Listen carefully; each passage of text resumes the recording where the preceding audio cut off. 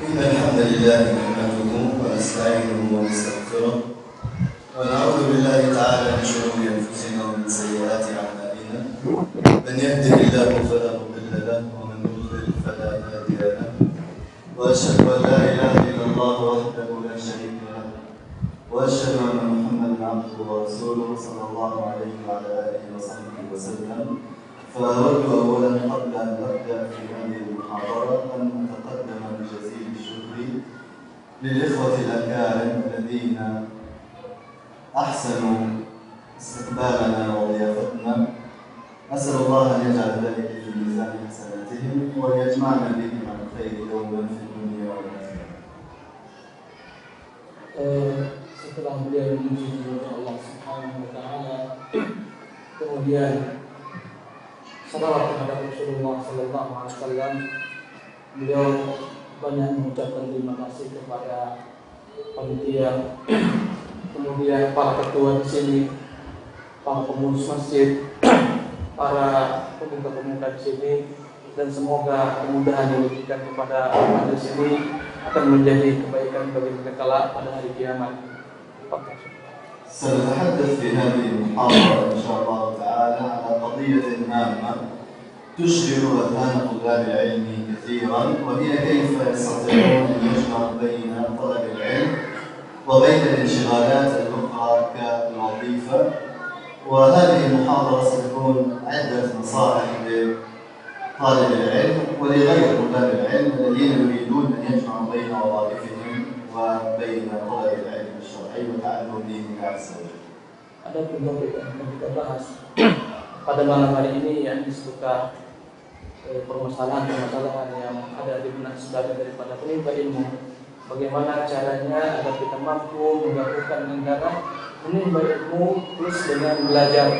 Dan insyaallah pada malam hari ini Syekh kita Hafizahullah Ta'ala akan memberikan kepada kita yakni kiat-kiat bagaimana seorang penimba ilmu mampu menggabungkan antara bekerja dan menimba ilmu agama insyaallah ta'ala.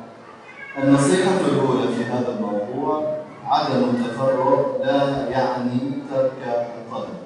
عدم التفرغ لا يعني ترك الطلب. فكثير من المحبين لطلب العلم تجده مقصرا في طلب العلم، فإذا سألته عن سبب تقصيره في ذلك قال لك أنا منشغل بالوظيفة أو بغير ذلك من الانشغالات. والحقيقة أن هذا تفكير خاطئ، فالانشغال بالعمل الدنيوي لا يلزم منه أن تترك طلب العلم. ولنا في صحابة النبي صلى الله عليه وسلم أسوة في ذلك مسؤولية مبلغة.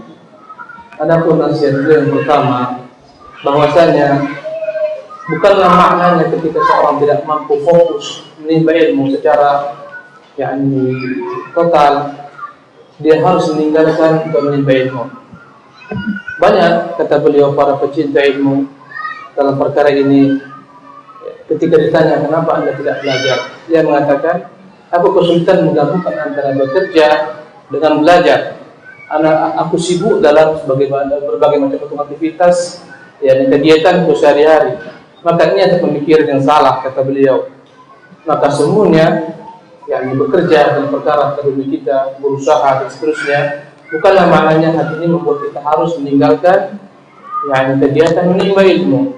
Dan kita telah memiliki contoh-contoh kepada sahabat-sahabat Rasulullah sallallahu alaihi wasallam, demikian juga para tabi'in, di mana mereka mampu menggabungkan antara mencari dunia mereka, nafkah dan maisha mereka dengan menimba ilmu. كثير من الصحابة إخواني الأفاضل جمعوا بين العلم وبين العمل الدنيوي. فهذا أبو بكر الصديق رضي الله عنه أول الخلفاء الراشدين وأفضل الناس بعد النبي صلى الله عليه وسلم، كانت له تجارات كثيرة وكان من أصحاب الأموال، ولكنه جمع بين هذه التجارة وبين طلب العلم الشرعي. ومثله عثمان بن عفان الخليفة الثالث، ومثلهما عبد الرحمن بن عوف، هؤلاء جميعا كانوا من أصحاب الأموال وكانوا من أصحاب التجارات وجمعوا بين التجارة وبين طلب العلم. Maka kita berikan permisalan bahwasanya para sahabat-sahabat semisal Abu Bakar radhiyallahu anhu yang kita kenal dia adalah seorang pedagang. Abu Bakar adalah seorang pengusaha yang sukses. Ya, walaupun demikian hanya tidak menghalangi Abu Bakar menjadi orang yang paling dekat dengan Nabi sallallahu alaihi wasallam yang terus-menerus berupaya menimba ilmu dari Nabi sallallahu alaihi wasallam. Kesibukan Abu Bakar beraktivitas dalam perdagangannya tidak membuat dia lalai untuk belajar agama kepada Nabi sallallahu alaihi wasallam. Demikian juga Utsman bin Affan radhiyallahu anhu adalah seorang pengusaha yang sukses dan dia adalah merupakan hartawan yang terkenal. Sebutlah juga Abdurrahman bin Auf radhiyallahu anhu majma'in. Mereka semua adalah para pengusaha plus para penimba ilmu. وتجد أن الصحابة رضوان الله عليهم كانت لهم طرق وأساليب يحاولون من خلالها أن يجمعوا بين طلب العلم الشرعي وبين التجارة. مثال ذلك ما جاء عن عمر بن الخطاب رضي الله عنه أنه قال: كنت أنا وجار لي من الأنصار نتناوب النوبة على النبي صلى الله عليه وسلم ينزل يوما وأنزل يوما، فإذا نزل جاءني بخبر ذلك اليوم من الوحي، وإذا نزلت جئته بخبر ذلك اليوم من الوحي. معنى كلام عمر بن الخطاب أنه كان له صاحب وكانوا منشغلين بالتجارة، فكان صاحبه يذهب يوما للنبي صلى الله عليه وسلم يتعلم منه الوحي والحديث، وعمر يبقى في التجارة. فإذا جاء هذا الرجل يعلم عمر العلم، اليوم الثاني عمر هو الذي يذهب وصاحبه يبقى في التجارة. Kita mendapati para sahabat radhiyallahu anhum, sahabat-sahabat Nabi SAW memiliki berbagai macam upaya, metode, cara bagaimana mereka bisa menggabungkan antara menimba ilmu plus belajar. Adalah Umar bin Khattab radhiyallahu anhu yang kita kenal bahwasanya beliau begitu gigihnya dalam menimba ilmu dan beliau tidak mungkin meninggalkan pekerjaannya, usahanya. Maka beliau memiliki kesepakatan dengan salah seorang sahabat daripada golongan Ansar bahwasanya jika datang hari H maka beliau yang berangkat.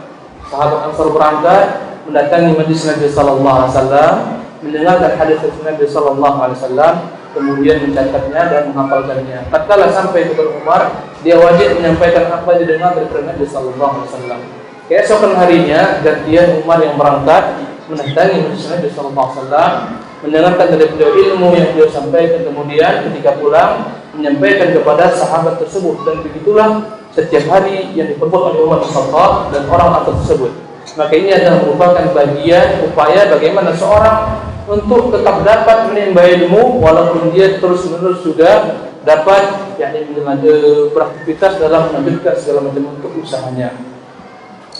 وقد جاء في الحديث الذي رواه الإمام مسلم في صحيحه أن النبي صلى الله عليه وسلم أرسل بعض القراء إلى الناس يعلمونهم القرآن، فكان هؤلاء القراء يحتطبون في النهار ويعلمون الناس القرآن بالليل. فانظر كيف جمعوا بين تعليم القرآن وتعلمه وبين التجارة التي هي الاحتطاب، جمع الخشب والحطب لبيع تجارته.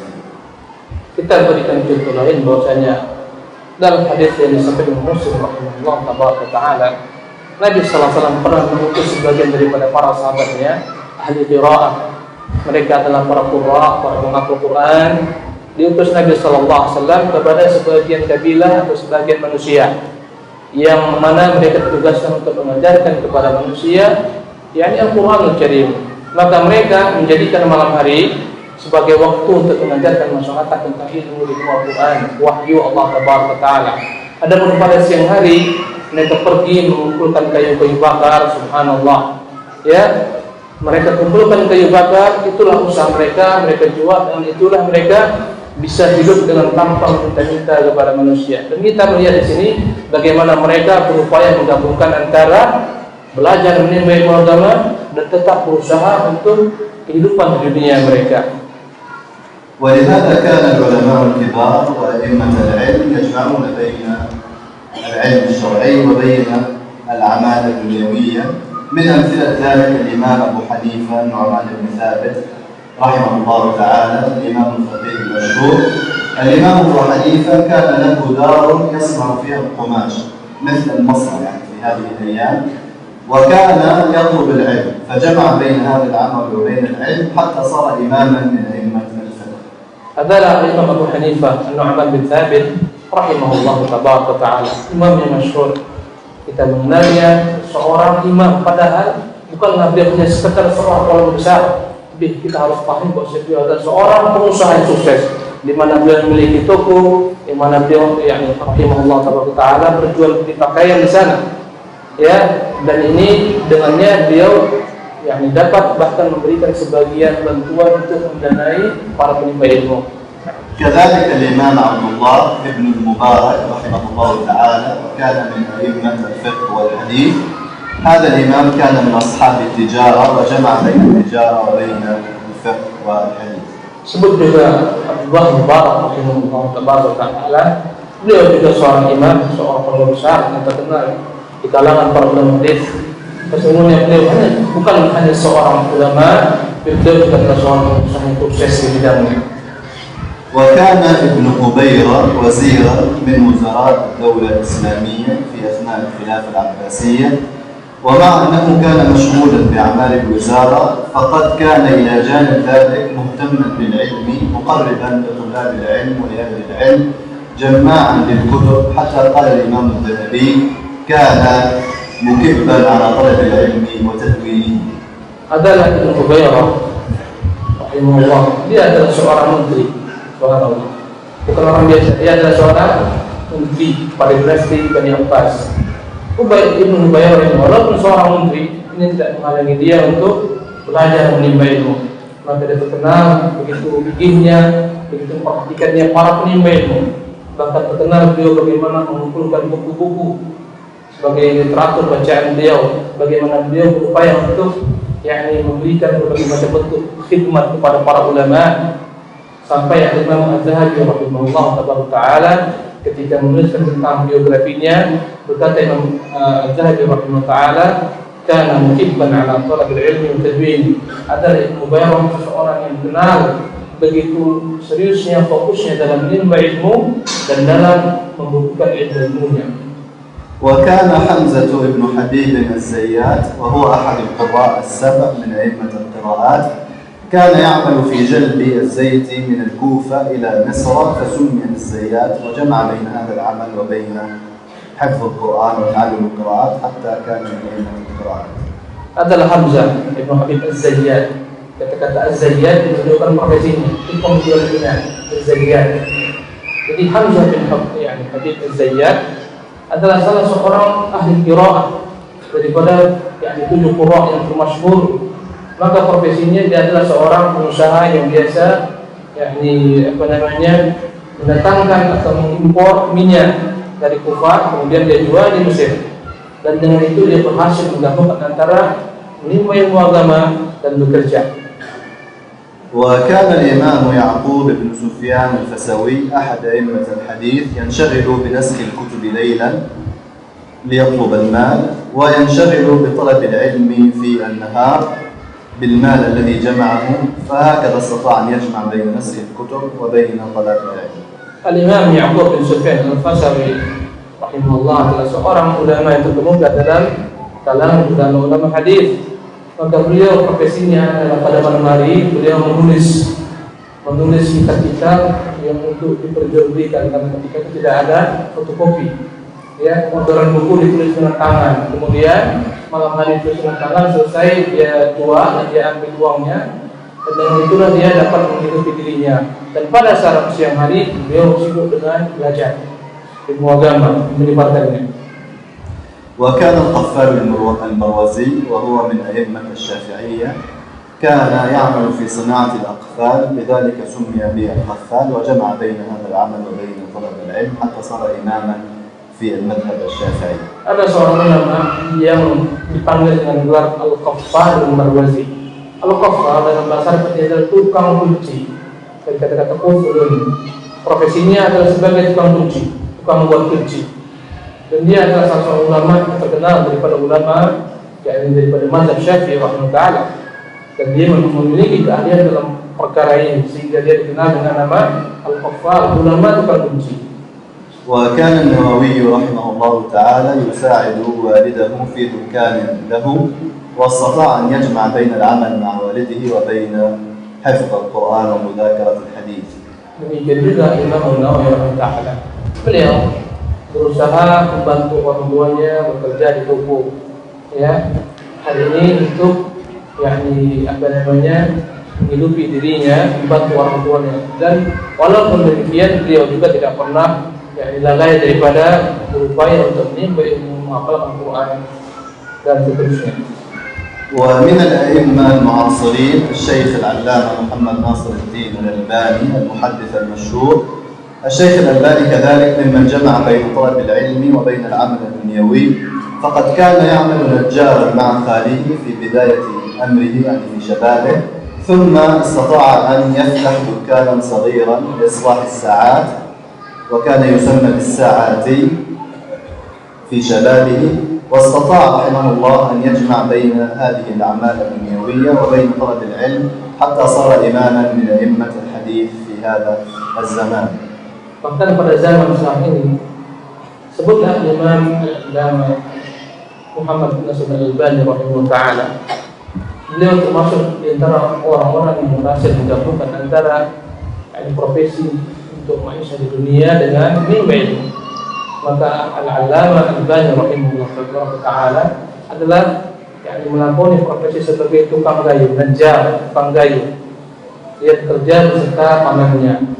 Kemudian yang tersebut dia berhasil membuka toko, yang di toko tersebut dia bekerja melakoni profesi sebagai tukang jual beli jam dan tukang memperbaiki jam.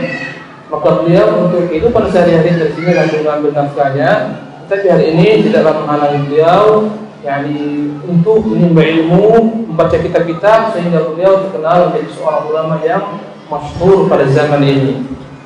والذي يتأمل في تراجم أهل العلم ويقرأ سير أهل العلم يجد أن كثيرا منهم يلقب بلقب يدل على أنه كان صاحب حرفة أو عمل أو مهنة.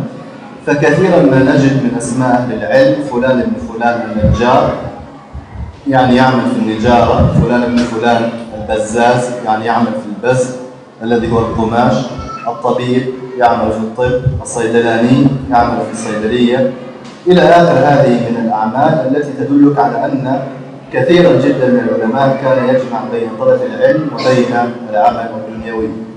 Kalau kita merujuk kepada biografi para ulama dan kita melihat bahwasanya para ulama banyak sekali kita dapati mereka itu disebut dengan profesinya. Di antaranya disebut sebagai fulan yang najar, tukang gayu. Ada al-bazzaz, tukang jual beli pakaian. Ada yang dikenal dengan tabib, dia seorang tabib atau dokter. Ada sayyidali, seorang apoteker dan sejenisnya. Ini menunjukkan bahwasanya mereka adalah orang-orang yang berhasil menggabungkan antara menimba ilmu agama dan bekerja untuk menafkahi kehidupan mereka di dunia ini. Walaupun mereka adalah para pekerja dan para pengusaha yang sibuk. النصيحة الثانية لابد من استثمار الوقت. بعد أن بينا لكم في النصيحة الأولى أن من الضروري لطلاب العلم أن يتعلموا الجمع بين طلب العلم وبين العمل الدنيوي، سأعطيكم نصائح تعينكم على هذا الأمر، والنصيحة هنا هي حسن استغلال الوقت. Adapun nasihat yang kedua, yaitu setiap kita berusaha hendaknya berusaha menggunakan manajemen waktu sebaik-baiknya. Maka pada nasihat ini wajib bagi setiap para penimba ilmu berupaya untuk mengakali atau mensiasati bagaimana menggabungkan antara menimba ilmu agama dan bekerja. Dan beliau Allah Taala insyaallah akan berusaha memberikan kepada kita kiat-kiat sukses dalam perkara ini. Bagaimana seseorang dapat menyiasati waktunya sehingga dapat menggabungkan antara ilmu dan bekerja. المشكلة في كثير من الإخوة أنه يكون منشغلا بالوظيفة في الصباح إلى العصر أو إلى الظهر، ثم يكون عنده باقي اليوم فارغ، ولكنه لا يطلب العلم ولا يستغل هذا اليوم. فإذا سألته قال لك أنا منشغل في الصباح بالعمل ولا أستطيع أن أطلب العلم. وهذا خطأ. أين همة طالب العلم؟ وأين قول السلف لا ينال العلم براحة الجسد؟ طالب العلم عليه أن يستغل كل دقيقة من يومه في طلب العلم. Ada fenomena yang kita lihat dalam kehidupan sehari-hari yang banyak menjadi keluhan para penimba ilmu. Mereka mengatakan bahwa mereka sibuk sejak pagi bekerja sampai zuhur atau sampai asar atau di sini sampai jam 5, sehingga hal itu membuat dia tidak mampu untuk menimba ilmu. Jika ditanya kenapa engkau tidak bisa menimba ilmu, dia katakan aku sibuk bekerja dari pagi sampai sore. Padahal sisa waktunya di malam hari dapat dia gunakan untuk belajar menimba ilmu agama. Ini menunjukkan rendahnya mental orang tersebut, menunjukkan lemahnya keinginannya untuk menimba ilmu. Dan dia tentunya orang-orang seperti ini lupa bagaimana berkata para salafus saleh, la yunalu ilmu bi rahatil jasad. Bahwa ilmu itu tidak akan dapat peroleh dengan berleha-leha. ولأهمية الوقت في دين الإسلام ولعظمته عند الله عز وجل تجد أن الله أقسم بالأوقات كثيرا في القرآن، ومعلوم أن الله لا يقسم إلا بعظيم، فتجد أن الله سبحانه أقسم بالضحى وأقسم بالفجر وأقسم بالعصر وأقسم بالنهار وأقسم بالليل، أقسم بجميع الأوقات. هذا يدلك على عظمة الوقت عند الله عز وجل. Waktu adalah sesuatu yang sangat berharga sekali dan modal bagi setiap manusia. Karena itulah Allah Subhanahu wa taala dalam kitab-Nya mulia bersumpah dengan waktu. Dan jika Allah bersumpah dengan satu perkara menunjukkan perkara tersebut perkara yang besar. Lihatlah dalam Al-Quran Al-Karim bagaimana Allah bersumpah dengan banyak jenis daripada waktu. Dan Allah mengatakan duha, demi waktu duha, wal laili, demi waktu malam, ya. Ini menunjukkan bahwa waktu siang atau malam adalah waktu yang harus dipergunakan oleh setiap muslim dengan semaksimal mungkin dalam kebaikan-kebaikan. Allah bersumpah wal fajri wal asri, demi masa, demi waktu pagi. Dan ini menunjukkan semua betapa pentingnya waktu bagi seseorang. ولأهمية الوقت كذلك في حياة المسلمين نجد أن الله سبحانه ربط للمسلمين عباداتهم بالأوقات، فجعل الصلوات الخمس أوقات معينة، جعل لشهر رمضان وقت معين للصيام من أول رمضان إلى آخره، جعل للحج أيام معينة يحج فيها الإنسان، وهكذا. العبادات مربوطة بالوقت حتى يرتبط المسلم دائما بالأوقات. Karena pentingnya para waktu dan dia yang membuat kita bersama, maka kita melihat dalam kehidupan sehari-hari bagaimana Allah SWT berusaha mengajar, mendidik seseorang muslim untuk disiplin dalam waktunya. Karena itulah Allah Subhanahu wa taala telah menyiapkan kepada kita berbagai macam bentuk ibadah yang terikat dengan waktu agar seorang disiplin dengan waktunya. Di antaranya adalah Allah telah tentukan salat 5 waktu pada waktu-waktu tertentu. Ini adalah bentuk pelajaran kepada seorang muslim agar mampu memanage waktunya. Subuh dia harus bangun dan seterusnya, zuhur, asar. Kemudian kita mendapati bagaimana Allah Subhanahu wa taala juga mengajarkan kepada kita disiplin untuk berpuasa, di mana Allah telah menentukan waktunya pada bulan Ramadan dari awal hingga akhir bulan Ramadan. Demikian juga waktu haji. Dan ini semuanya mengajarkan kepada kita bahwa seorang muslim haruslah mampu memanage dan disiplin dengan waktu. ولأهمية الوقت يقول النبي صلى الله عليه وسلم نعمتان مغبون فيهما كثير من الناس الصحة والفراغ. يعني الناس لا يحسنون استغلال نعمة الفراغ لأنهم يضيعون أوقاتهم فيما لا نفع فيه. Karena begitu pentingnya para waktu, Rasulullah SAW pernah mengatakan dalam hadis beliau, ni'matani maghbunun fihima katsirun minan nas. Ada nikmat yang banyak orang lalai padanya, as-sihhat wal faragh.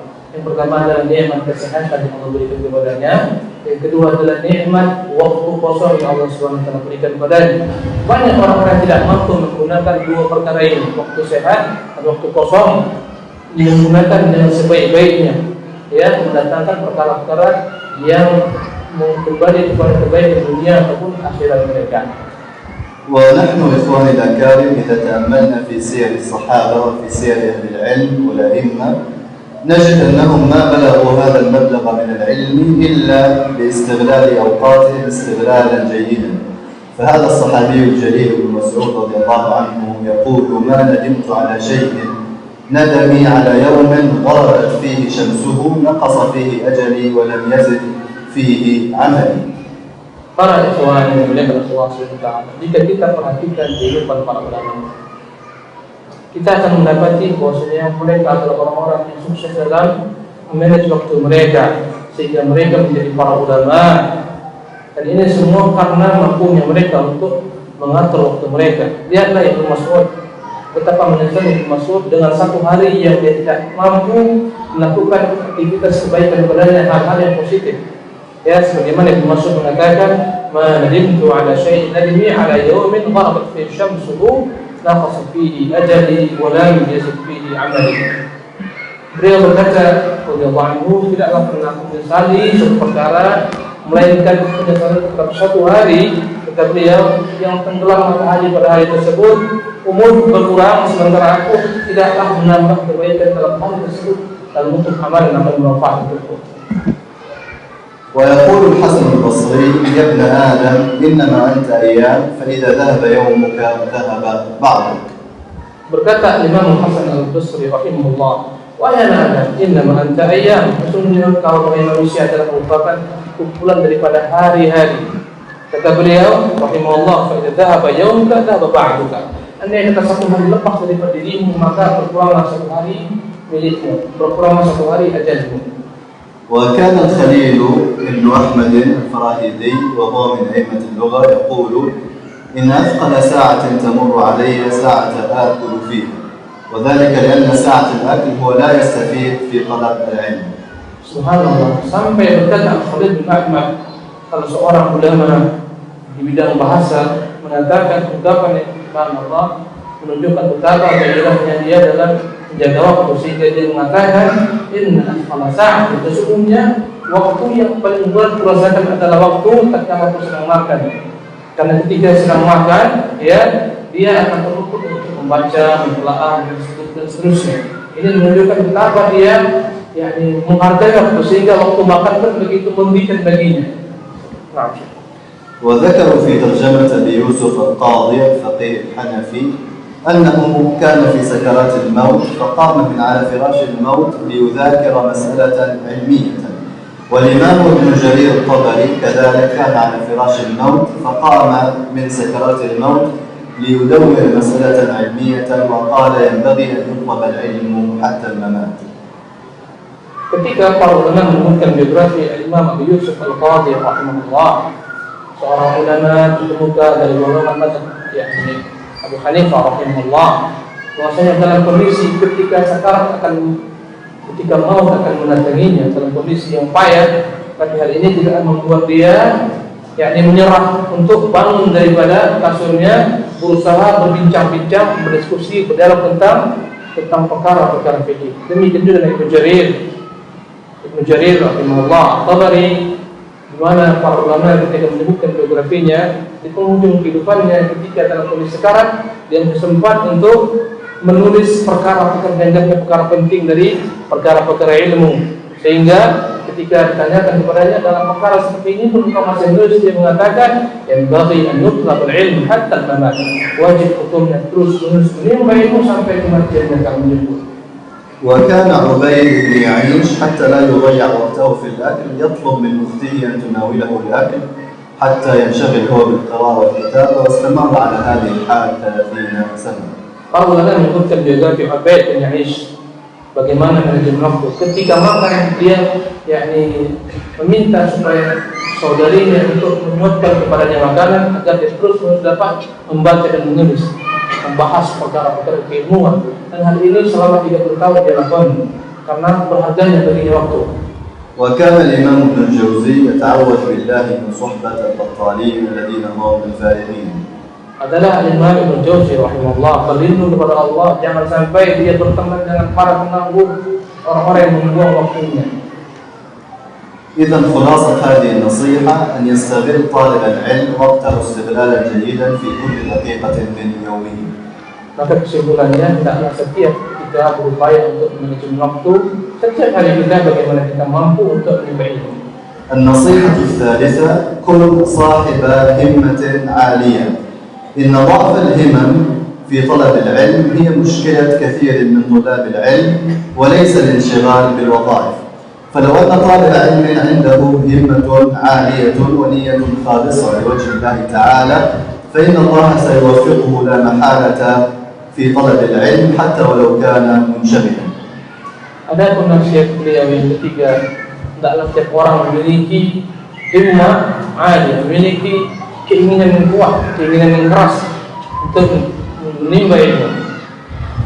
Beliau mengatakan, Allah Taala, bahwasanya fenomena yang dirasakan oleh sebagian daripada penimba ilmu adalah kesibukan dia yang memakan banyak waktu sehingga lalai daripada menimba ilmu. Tetapi kita katakan setiap penimba ilmu, setiap orang yang memiliki himmah ali, memiliki keinginan kuat, keinginan keras, dan memiliki niat yang ikhlas mengharapkan wajah Allah SWT, pasti Allah SWT akan memberikan kepadanya kemudahan, taufik, bagaimana dia mampu untuk tetap terus-menerus menimba ilmu walaupun tetap bekerja. ونحن إذا تأملنا في سير العلم نقف على صور عجيبة من هممهم في طلب العلم. فهذا الإمام الخوارزمي رحمه الله انقطعت ساقه في سبيل طلب العلم. كان في رحلة إلى بعض البلاد الباردة فبردت قدمه حتى يبست، يعني تجمد الدم فيها، فاضطر الأطباء أن يقطعوا له قدمه، ففقد قدمه في سبيل طلب العلم. Kita ketika merujuk untuk membaca biografi para ulama, kita akan mendapati bagaimana besarnya keinginan mereka untuk menimba ilmu. Sehingga ada seorang ulama yang bernama Al-Khwarizmi, ya, dalam rangka mencari ilmu, dan dia safar atau pergian menimba ilmu hadis pada suatu ketika dalam negeri yang begitu sangat dingin sekali, ya, pada sebagian negeri yang ada sedang musim salju, dan dia berjalan. Saking parahnya keadaan musim dingin membuat tubuhnya membeku sehingga kakinya ketika tidak jalan darah, dan ini membuat dia harus dipotong kakinya. Semua ini dalam rangka untuk menimba ilmu.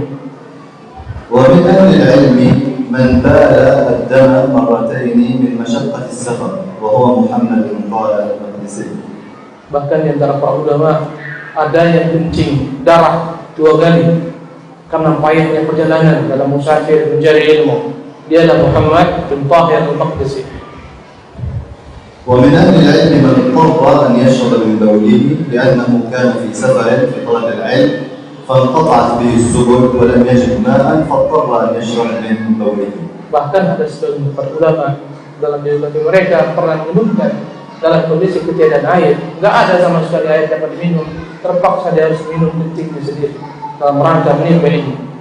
ومن أهل العلم من كاد أن يموت من العطش كالإمام أبي حاتم الرازي، كذلك كان في رحلة علمية وانقطعت به السبل ولم يجد ماء حتى كاد أن يموت من العطش. Ada juga ulama dalam biografinya sebagaimana biografi Abu Hatim Ar-Razi rahimahullah, dia menyebutkan bahwa dia hampir mati kehausan karena tidak ada air ketika berjalan panjang, ya, terputus segala macam bekal, tidak ada yang dapat diminum sehingga dalam keadaan hampir mati kehausan karena ini. وكان الإمام البخاري رحمه الله يستيقظ في الليلة الواحدة 20 مرة ليراجع العلم. Adalah Imam Bukhari rahimahullah sebagaimana dikisahkan oleh muridnya, melihat satu malam beliau bangun berkali-kali sampai 20 kali dia bangun untuk menulis faedah ilmu. وورث علي بن المديني عن أبيه 1000 درهم، يعني مليون درهم، وهذا مبلغ كبير جدا في زمانهم، فأنفق جميع ماله في طلب العلم حتى إنه لم يجد مالا ليشتري نعلا يلبسه. Adalah Imam Ali bin Madini rahimahullah mendapatkan daripada orang tuanya bekal sebanyak 1 juta dirham yang semuanya dia gunakan dalam rangka menimba ilmu sampai seluruhnya habis. Ketika seluruhnya habis, dia tidak mendapati sedikit pun uang untuk membeli sandalnya dan membeli pakaiannya. هكذا إخواني الأفاضل أهل العلم كانوا يضحون بأرواحهم وأموالهم في سبيل طلب العلم.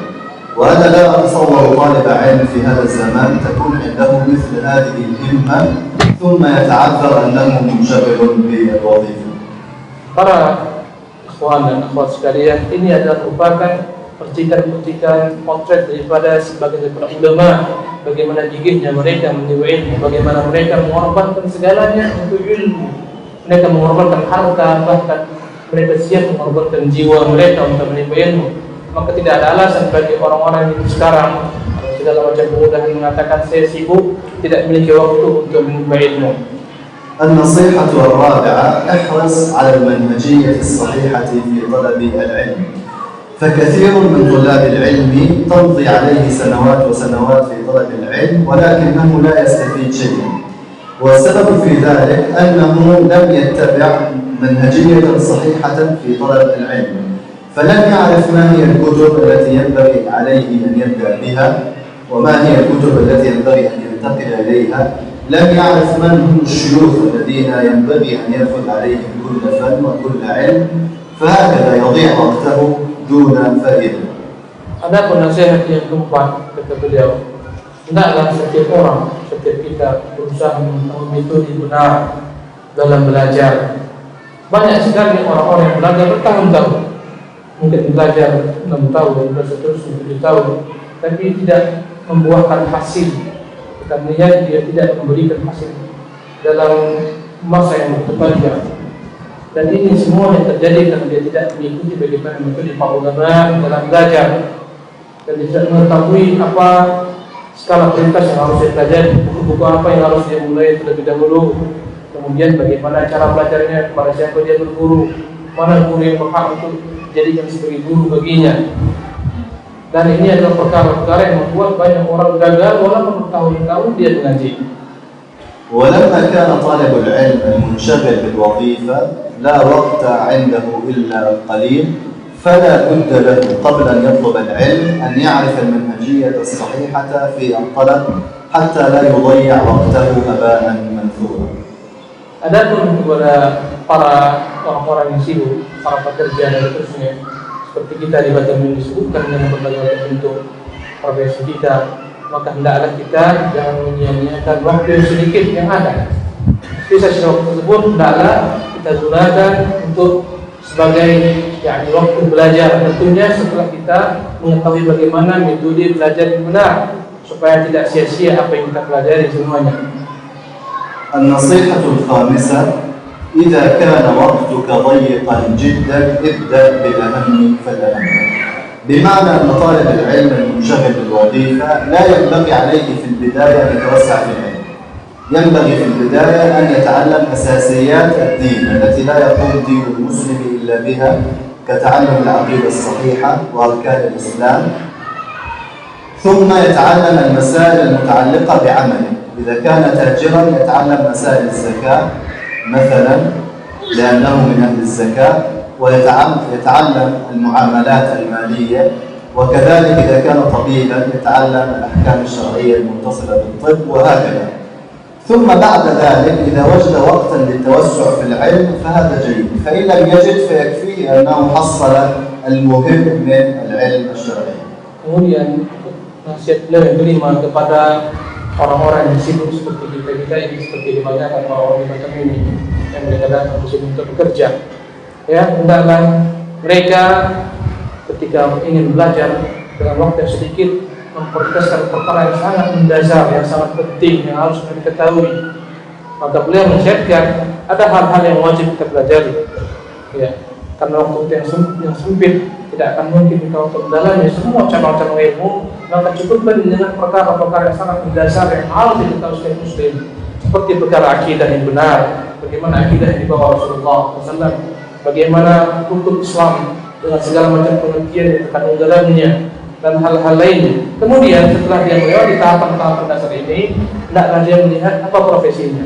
Andai kata dia seorang pengusaha, hendaklah dia belajar yang berkaitan dengan usahanya, bagaimana hukum-hukum syar'i, bagaimana hukum agama dalam berjual beli, dalam bertransaksi, dalam pinjam-pinjam, dan seterusnya. Andai kata dia seorang dokter, hendaklah dia belajar tentang perkara-perkara yang berkaitan dengan profesi sebagai dokter, hukum-hukum yang berkaitan dengan kedokteran, dan begitulah seterusnya.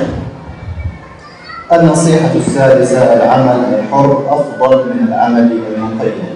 يعني إذا استطعت أن يكون عندك عملا حرا خاصا بك أنت، كأن يكون عندك دكان صغير أو تجارة خاصة بك، هذا أفضل لطالب العلم من العمل في جهة يعني تلزمك بالحضور والانصراف في وقت معين، لأنك سيكون الوقت في يدك. إذا كان لك مشروع خاص يكون وقتك في يدك، وقتما شئت طلبت العلم ووقتما شئت اشتغلت. Adapun nasihat yang keenam, ini usulan dari beliau, Hafizahullah Ta'ala. Ya, usulan berikutnya, nasihat ini, hendaklah setiap orang berupaya mencari profesi yang dia bebas, tidak dibawa intervensi pihak-pihak tertentu. Ya, karena hal ini akan memudahkan dia untuk mengatur waktu sendiri, bukan dia diatur. Dan ini mengajarkan kepada kita bagaimana kita berwirausaha. Kita menjadi direktur dan kita menjadi bos, kita menjadi segalanya di sana. Dan kita insya Allah tentu dapat menjaga waktu kita. Sebagaimana para ulama mereka banyak memiliki profesi-profesi seperti ini yang tidak terikat. النصيحة السابعة الاستفادة من التقنيات الحديثة، يعني التكنولوجيا الحديثة. نحن نعيش في عصر بلا شك توفرت فيه أسباب طلب العلم بأسلوب الحديث الميسر، ولكن المشكلة في ضعف الهمم. فاليوم أنت في بيتك تستطيع أن تستمع إلى عشرات المحاضرات والدروس، وكذلك وأنت في الوظيفة. اليوم وأنت في بيتك تستطيع من طريق الإنترنت أن تحضر دورات للمشايخ الكبار في السعودية في وقت المحاضرة كما تعرفون ذلك. اليوم وأنت في بيتك تستطيع أن تقدم الدراسة في جامعة إسلامية عالمية في أي مكان في العالم، كذلك عن طريق التعليم المفتوح بالإنترنت.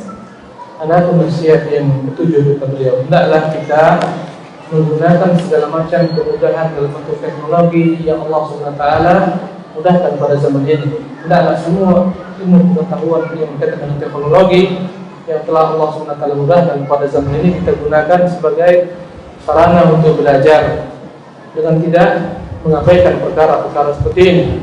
Ya, ini adalah hal yang sangat baik bagi kita. Pada hari ini kata beliau, kita mampu belajar dengan berbagai macam cara.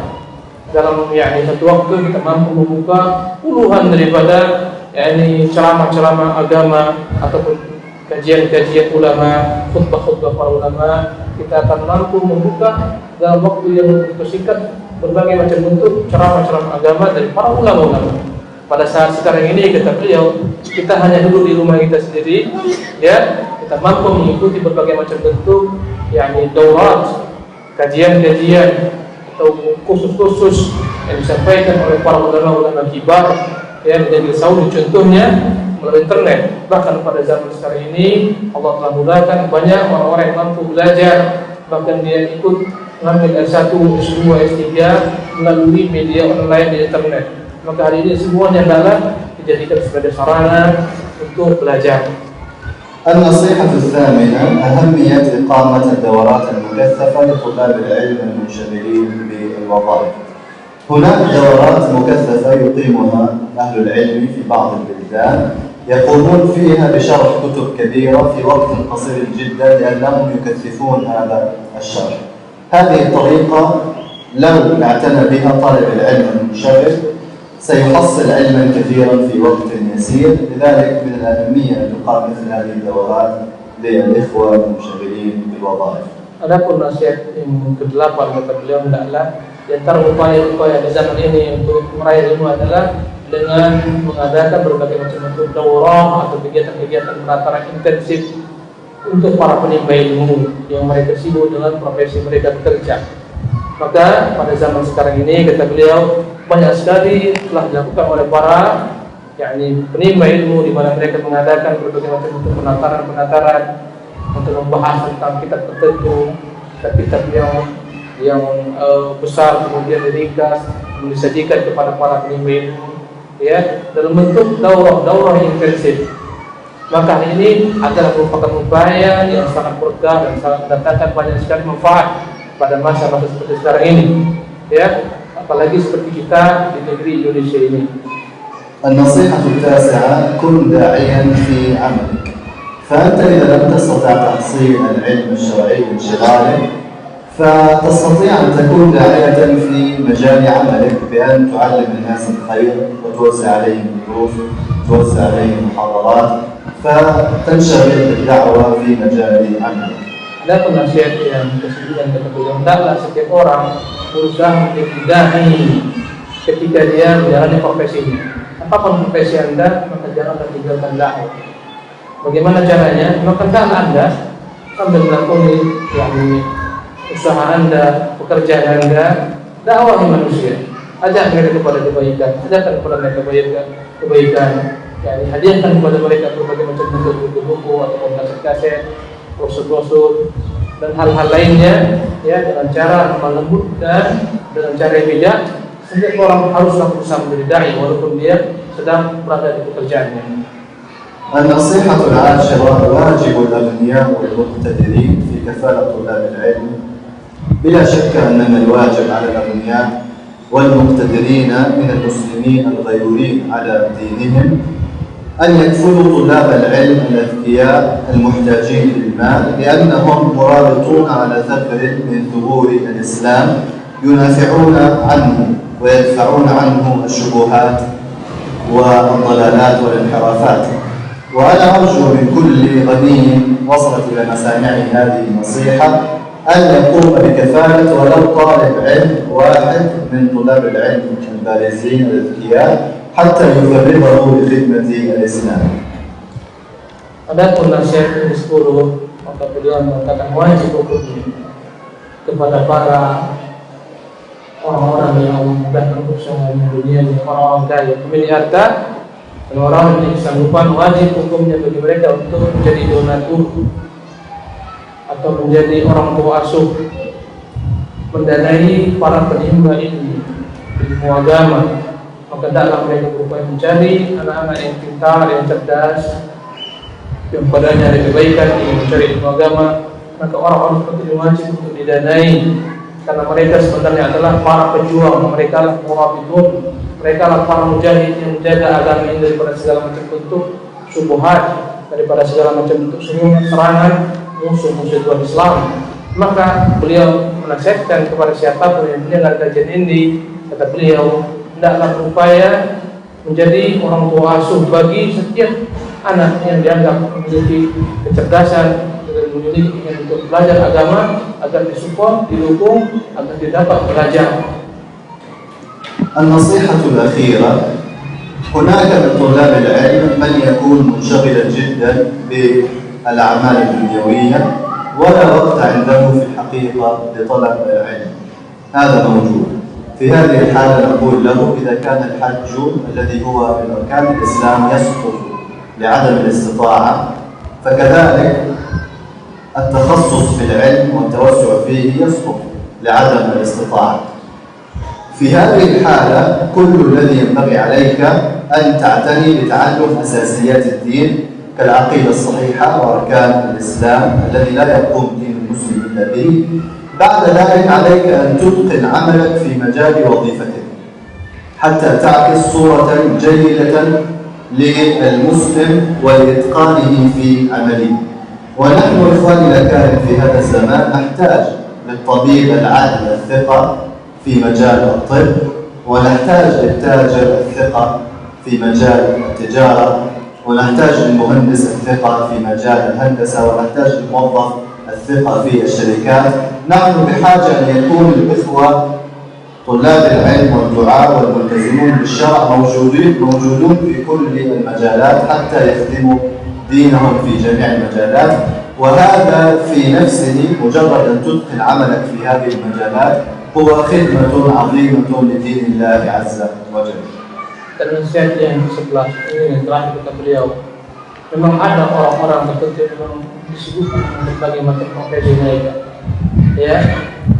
sehingga tidak ada bagian kesempatan untuk belajar, duduk belajar agama, mengkonsentrasikan khusus untuk belajar agama. Maka dalam kondisi seperti ini kata beliau, bagaimana mengulas sebelumnya, hendaklah dia pertama kali mempelajari perkara-perkara yang wajib dia pelajari seperti akidah, bagaimana dia salat benar, dan seterusnya. Setelah itu telah mengetahui bagaimana akidah benar, bagaimana seterusnya perkara-perkara yang mendasar, hendaklah dia menjadi cerminan kebaikan bagi orang lain dalam profesinya. Dan kita begitu butuhnya kepada setiap, yakni orang-orang Islam memiliki profesi-profesi dalam masyarakat. Ya, kita membutuhkan seorang dokter yang memang memiliki ilmu dan dia kita percaya dengan keilmuan kedokterannya, yang dia jujur dan dia adalah seorang dokter yang agamis, dokter yang menjaga agama. Kita membutuhkan juga para engineer yang terpercaya. Kita membutuhkan guru-guru yang terpercaya. Dan kita membutuhkan setiap bentuk profesi-profesi dalam tantangan pekerjaan dunia ini, orang-orang yang mereka adalah merupakan cerminan yang menjadi contoh bagi orang lain bagaimana Islam mengajarkan kepada umatnya untuk menjadi orang-orang yang jujur, terpercaya, amanah dalam profesi-profesi mereka dengan memiliki kehandalan dan keahlian dalam profesi tersebut. أرجو أن تكون هذه النصائح نافعة لكم، خاصة طلاب العلم في هذا البلد الكريم وهذه المدينة الجميلة غاتام، لأنني علمت أن غالب طلاب العلم هنا منشغلون بالوظائف خاصة في الشركات ويشتكون كثيرا من انشغالهم، فأرجو أن يطبقوا مثل هذه النصائح وأن تنفعهم إن شاء الله في إتقان العمل الدنيوي وفي كذلك الجمع بين ذلك وطلب العلم الشرعي. Beliau mengatakan semoga nasihat ini berharga, bermanfaat bagi kebanyakan kita di negeri ini, di Batam yang datang untuk bekerja, sehingga insya Allah dengan nasihat ini terpacu kita bagaimana berupaya mengisi ruang waktu kita untuk belajar ilmu agama dan berupaya senantiasa mencari celah-celah untuk terus dapat belajar ilmu agama. طيب أنا أريد أسألكم الآن سؤالا، هل أحد الإخوة الحضور عنده نصيحة أخرى في كيفية الجمع بين العلم الشرعي وبين العمل الدنيوي مما لم نذكره في هذه المحاضرة حتى ينصح بها الإخوة ونستفيدها منه؟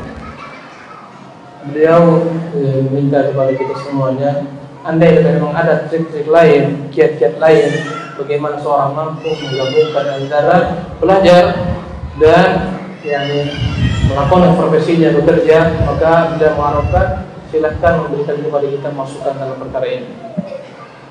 Padahal siapa yang mau menambahkan, silahkan menggabungkan antara ilmu dan belajar.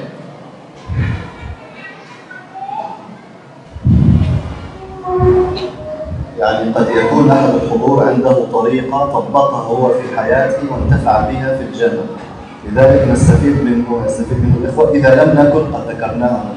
Beliau mengatakan boleh jadi ada beberapa orang di antara kita yang hadir di sini, ada orang-orang yang telah berhasil memanage waktunya sehingga mampu menggabungkan antara bekerja dan menimba ilmu. Silahkan, Yasin. Yasin, boleh.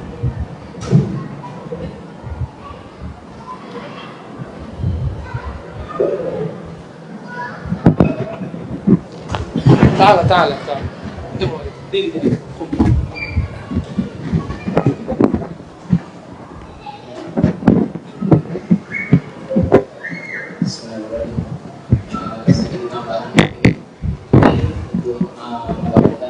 kesibukan dalam bekerja dalam amal dunia dan menuntut ilmu dalam kesibukan kita. Mungkin salah satu triknya pakai rekaman kayak gini. Jadi mungkin karena kesibukan kita ketika menuntut ilmu, karena kecapean habis bekerja, mungkin kita akan mengantuk atau kurang kuat dalam memperhatikan pelajaran dari guru kita atau dari chef kita. Tetapi dengan adanya bantuan alat di masa kini seperti ini, secara trik kita bisa merojaah di rumah, mengulang pelajaran dari guru kita yang kita terlewat karena mungkin habis kerja capek. Itu sebuah trik.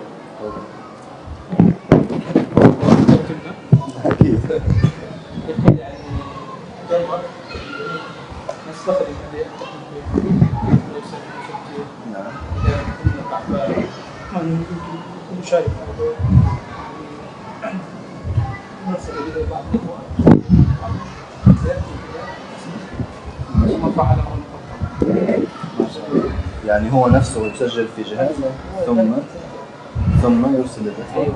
إذا تعذر عن الموضوع الإخوة الذين حضروا يرسلوا له المحاضرات. نعم جيد، بارك الله فيك. وهذه صورة من صور استخدام التقنيات الحديثة في الخير، أنك إذا كنت راغبا عن الدروس العلمية يستطيع أحد الحضور أن يسجل وأن يرسل لك هذه المحاضرات التفاعلية. Silahkan yang lain. نعم إذا في شيء. Dan Al-Akh Yasir kita lihat dia bekerja. Tapi alhamdulillah sekarang dia buka halaqah bahasa Arab. Masya Allah. Ini menunjukkan dia berhasil dalam hal ini. Dan dia bukan backgroundnya dunia pesantren. Fadhal Pak Ja'far. Ada amal.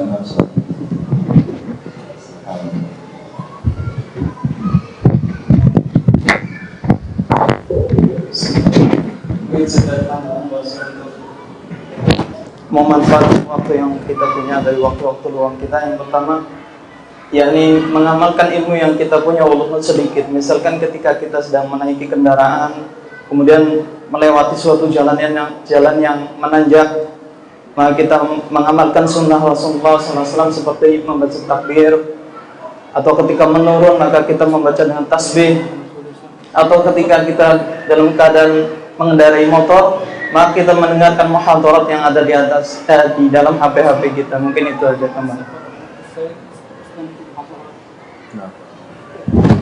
والأمر الأول طلبة العلم التي تعلمها في حياتنا. ما شاء الله.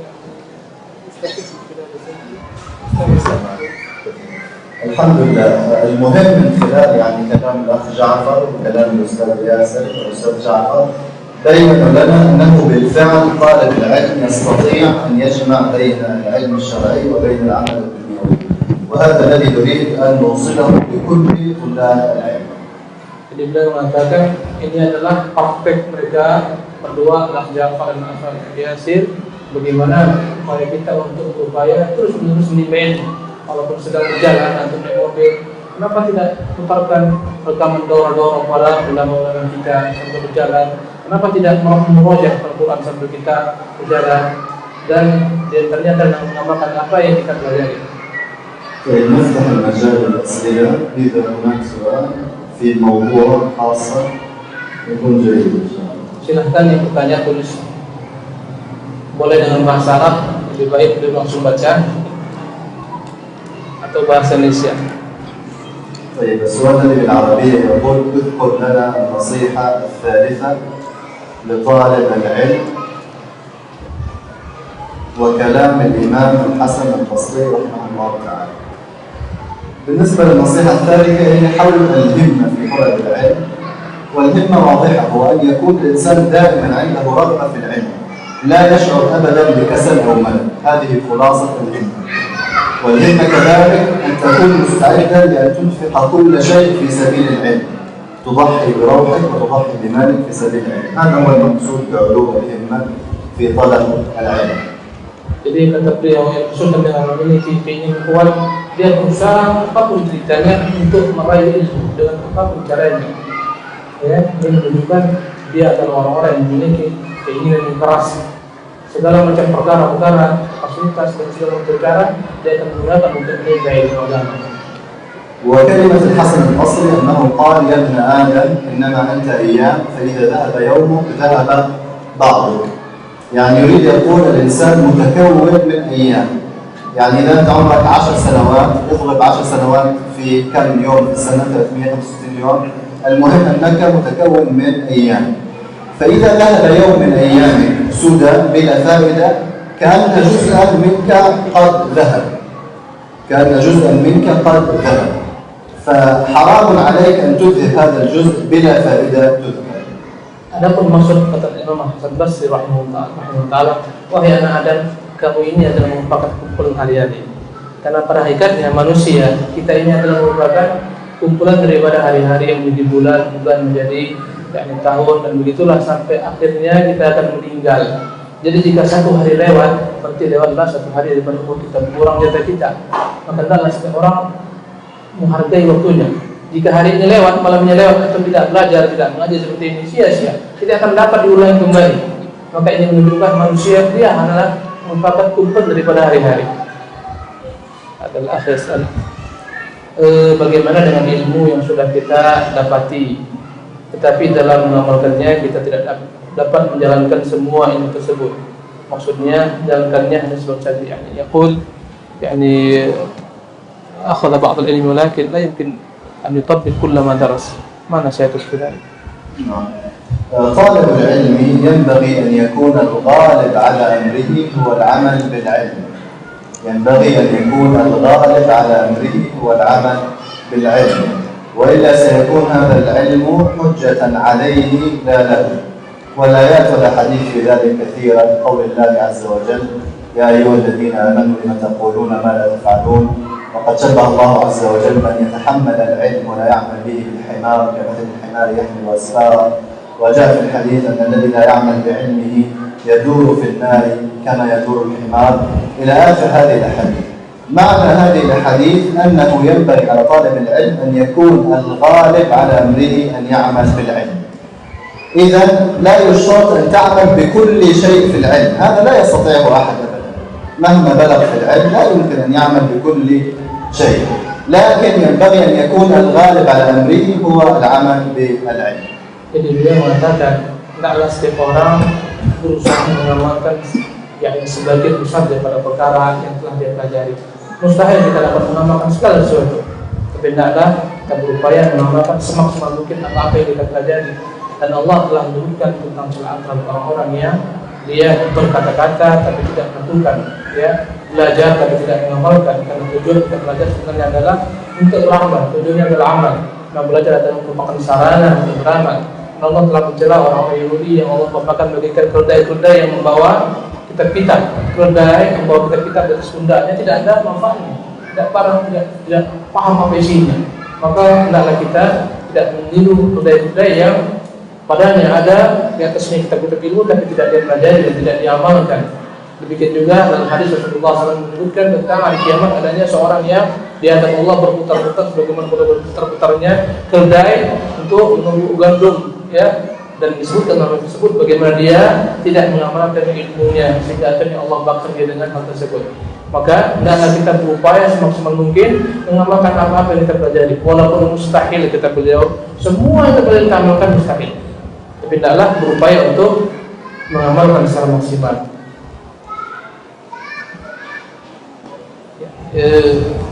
Ya Syekh, semangat dalam menuntut ilmu terkadang semangat menaik dan terkadang turun melemah.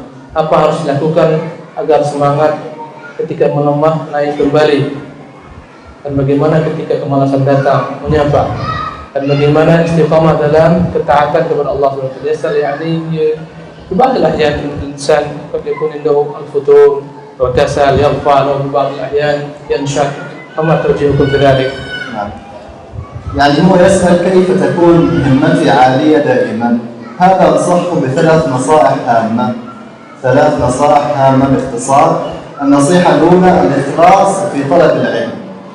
لماذا الإخلاص؟ لأن الهمة ربنا سبحانه هو الذي يستطيع سبحانه وتعالى أن ينعم عليك بهمة عالية، فينبغي أن تكون مخلصا له في طلب العلم حتى ينعم عليك بهذه الهمة. النصيحة الثانية أن تكثر من قراءة سير العلماء أصحاب الهمم العالية حتى تنشط وتقتدي بهم. معروف الإنسان لما يقرأ سير العلماء كيف كان عندهم همة عالية يقتدي بهم ويحاول أن يقلدهم.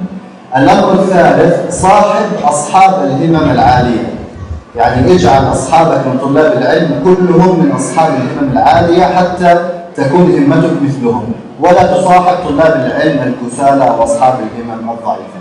هذه ثلاث نصائح تعينك ان شاء الله على ان تبقى همتك عاليه. Jadi kata beliau ada kiat-kiat bagaimana kita membangkitkan kegairahan dan ilmu ketika melesu, ketika kita malas. Yang pertama adalah ikhlas karena Allah SWT. Karena ketika antum motivasi dan mengharapkan wajah Allah SWT, ini akan membantu antum untuk terus-menerus komitmen belajar ilmu agama. Karena antum mengharapkan wajah Allah SWT. Ini yang pertama. Yang kedua adalah banyak membaca juga tentang ulama. Bagaimana mereka memiliki himmah, memiliki jiwa besar untuk mencari ilmu. Bagaimana mereka mengorbankan segalanya untuk suatu ilmu yang sangat mulia ini. Dengan membaca biografi ini kita akan terbuka untuk mengikuti mereka.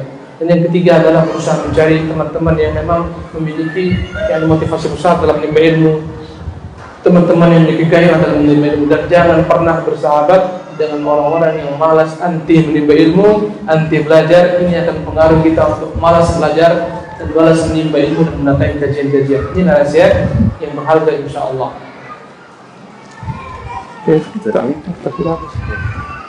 نعم، أرجو في الختام أن يعتني الإخوة هنا بتطبيق هذه النصائح التي تعلمناها في حياتهم، وأسأل الله أن ينفعنا بها جميعا. Beliau katakan karena banyaknya pertanyaan dan berkaitan dengan kesibukan beliau, besok beliau harus juga memberikan kajian secara khusus kepada para ustadz kita sampai siang malam dan lagi. Maka kita cukupkan sampai di sini dulu. Ya, mohon maaf jika sebagian pertanyaan tidak dijawab, dan semoga para pendengar yang mendengarkan kajian ini dapat mengamalkan nasihat-nasihat berharga pada malam hari ini, dan semoga Allah SWT senantiasa menjadikan kita orang-orang yang terbimbing untuk terus-menerus menimba ilmu mengamalkannya. Sallallahu ala sayyidina Muhammad wa ala alihi wa sahbihi wa sallam. Wassalamualaikum warahmatullahi wabarakatuh. Waalaikumsalam warahmatullahi wabarakatuh. Jazakallah khair.